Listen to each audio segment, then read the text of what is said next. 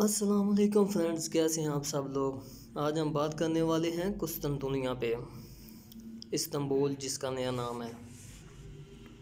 تو تاریخ کے کچھ ایسے پہلو ہیں جن سے آج ہم پردہ اٹھائیں گے اور تھوڑی سی اس میں وضاحت کریں گے کہ سلطان محمد فاتح کون تھا، اس نے کیسے قسطنطنیہ کو فتح کیا۔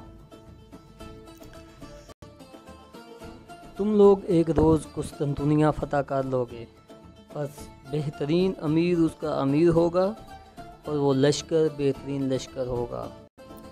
مزید ویڈیو میں آگے بڑھنے سے پہلے میرے یوٹیوب چینل کو سبسکرائب کریں اور بیل آئیکن کو پریس کر کے آل پہ کر دیں تاکہ ہر آنے والی نئی ویڈیو کا لنک آپ کو پہلے ہی مل جائے۔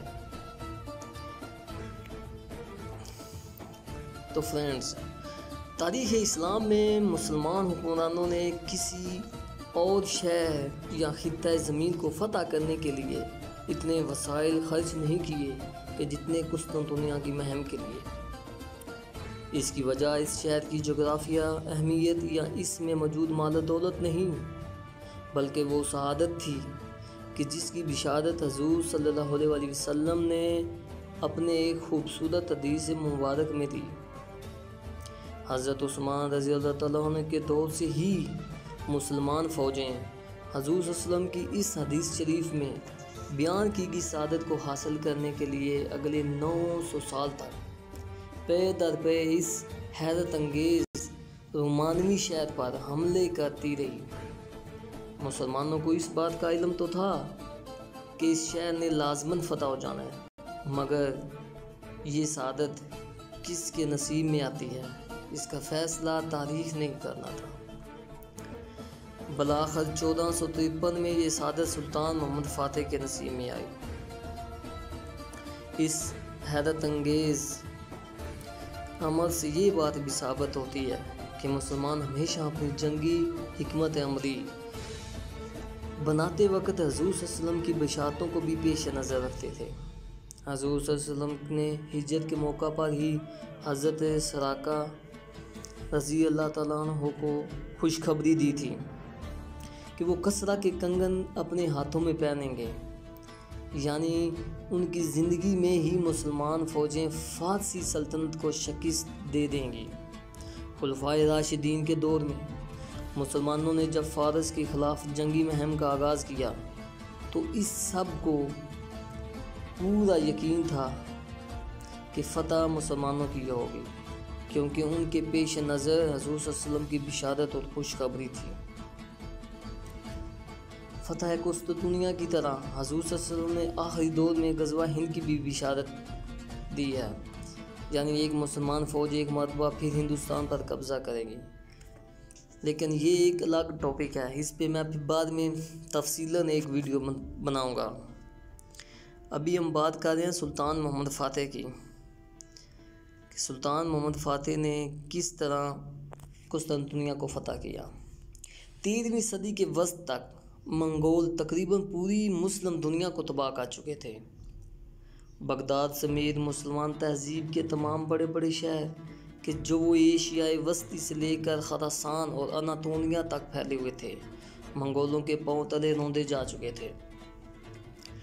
اس وقت کسی کو بھی یہ اندازہ نہیں تھا کہ منگول حملوں کے باعث اپنی آخری سانسیں لیتی ہوئی مسلم تہذیب تھوڑے ہی عرصے میں پوری قوت کے ساتھ دوبارہ اٹھ کھڑی ہوگی اور ایسی شاندار سلطنت بن کر ابھرے گی کہ جس کا جاہ و جلال آنے والی صدیوں تک قائم رہے گا۔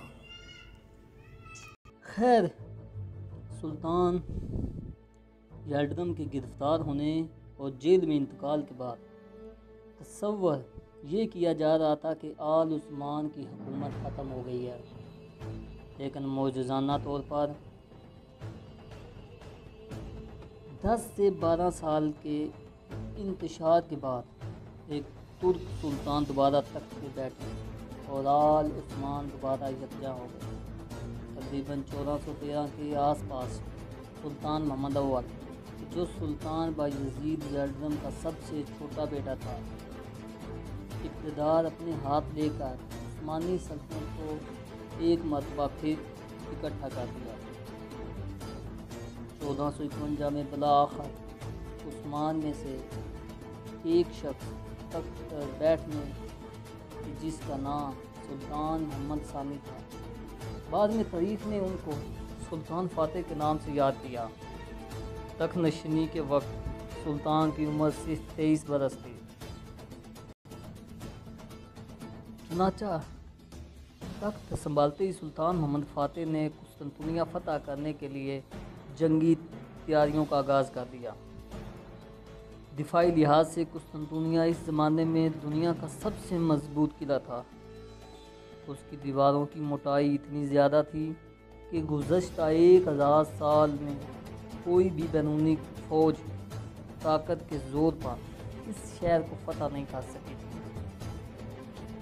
آج بھی اگر آپ استنبول جا کر اس کی دیواروں کی موٹائی دیکھیں تو انسان کی عقل دنگ رہ جاتی ہے۔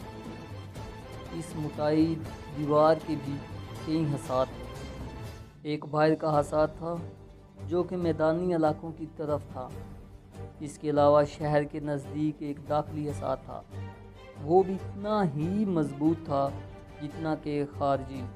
پھر اس شہر کا جغرافیہ بھی اس کا سب سے بڑا دفاع تھا، یعنی اس شہر کے 3 اطراف میں سمندر اور چوتھی طرف خشکی ہونے کی وجہ سے یہ علاقہ تقریباً ناقابل شکست تھا۔ قسطنطنیہ کے مضبوط ترین قلعے کو فتح کرنے کے لیے اس کی دیواروں میں شگاف ڈالنا اور سمندر کی جانب سے دشمن کی کمر کو روکنا اس مہم کے اہم ترین ہدف میں تھا۔ سلطان محمد فاتح نے پہلے قسطنطنیہ کے سامنے مشرقی سمت میں ایک بڑے قلعے کی تعمیر شروع کی تاکہ بحیرہ اسود کی طرف سے قسطنطنیہ کی فوج کو کوئی امداد نہ پہنچ سکے۔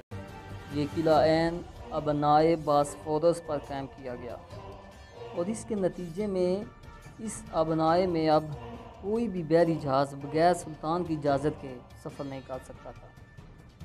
اس کے لیے ساتھ ساتھ عثمانی بحری فوجیں بھی بنائی گئیں۔ کئی 100 بحری جہاز تیار کیے گئے کہ جن کا کام آس پاس کے سمندروں کی ناکہ بندی کرنا اور سمندر کے راستے قسطنطنیہ پر حملہ کرنا تھا۔ لیکن شہر پر اصل حملہ خشکی کے راستے سے ہی ہونا تھا۔ قلعے کی غیر معمولی مضبوط دیواریں توڑنے کے لیے غیر معمولی توپ خانے بنائے گئے،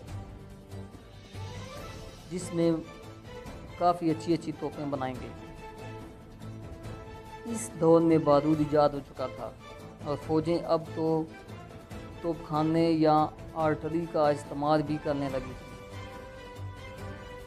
مگر پھر بھی توپیں اتنی بڑی نہ تھیں کہ ایسے گولے داغ سکتی کہ جو ان موٹی دیواروں پر میں شگاف ڈال سکیں۔ جنگی اور حربی تاریخ میں سلطان محمد فاتح کا نام اس لیے بھی ہمیشہ زندہ رہے گا کہ اس غازی نے اتنی غیر معمولی جنگی حکمت عملی مرتب کی کہ اس وقت کی دنیا دنگ رہ گئی۔ اور حقیقت یہ ہے کہ آنے والی صدیوں میں آج تک بھی ویسی حکمت عملی دوبارہ نہیں اپنائی گئی کہ جیسے سلطان محمد فاتح نے قسطنطنیہ کی فتح کے وقت اپنائی تھی۔ اس جنگ سے قبل سلطان محمد فاتح نے فیصلہ کیا کہ دنیا کی سب سے بڑی توپ بنائی جائے کہ جو قلعے کی موٹی دیواروں کو توڑ دے۔ اس کے کام کے لیے انہوں نے ہنگری کے ایک سائنسدان کی خدمات حاصل کی۔ اس سائنسدان نے پہلے بازنطینی سلطنت کو اپنے خدمات پیش کی تھی، لیکن جب بازنطینی سلطنت نے اس کی تجویز ماننے سے انکار کر دیا، وہ سلطان کے پاس چلا گیا۔ سلطان محمد فاتح نے اس سائنسدان کی اہمیت کو سمجھا اور اس کو دنیا کی سب سے بڑی توپ بنانے کی ذمہ داری سونپی اور اس لیے تمام تر وسائل مہیا کرنے کا حکم صادر کیا۔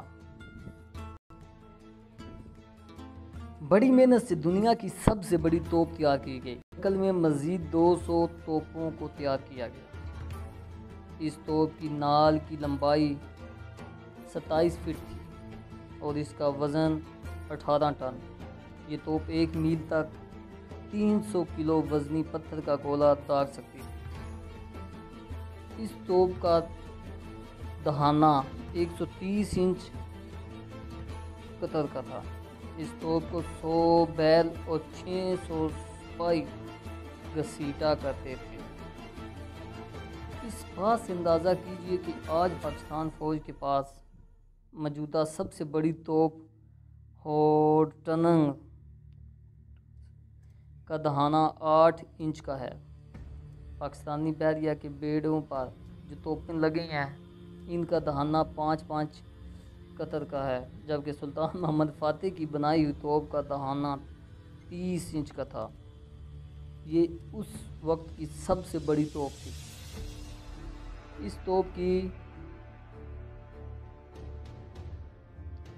غیر معمولی تاریخ یہ ہے کہ سلطان محمد فاتح کے دور کے 300 سال کے بعد بھی ترکی بحریہ اس کو استعمال کرتے تھے، اور اس نے ایسی توپ کی مدد سے 1807 میں انگلستان کے خلاف جنگوں میں دشمن کے کئی بحری جہاز ڈبو دیے۔ 1820 میں خلافت عثمانیہ نے ان میں سے ایک توپ تحفے کے طور پر برطانوی سلطنت کو دے دی۔ آج بھی برطانوی بحریہ کے عجائب گھر میں اس کا ماڈل رکھا ہوا ہے۔ تو فرینڈز، آج کی پہلی ایپیسوڈ میں بس اتنی ہی معلومات آپ کو دینی تھی۔ اگر آپ کو یہ معلومات اچھی لگی ہے اور آپ چاہتے ہیں کہ نیکسٹ ایپیسوڈ آئے تو اس چینل کو سبسکرائب کریں اور بیل آئیکن پہ کلک کریں تاکہ آپ کو ہر آنے والی نیو ویڈیو کا نوٹیفیکیشن حاصل ہو جائے۔ اور کمنٹس بعد میں ضرور بتائیے گا کہ آئندہ کس موضوع پہ بات کی جائے۔ اپنی رائے ضرور بتائیے۔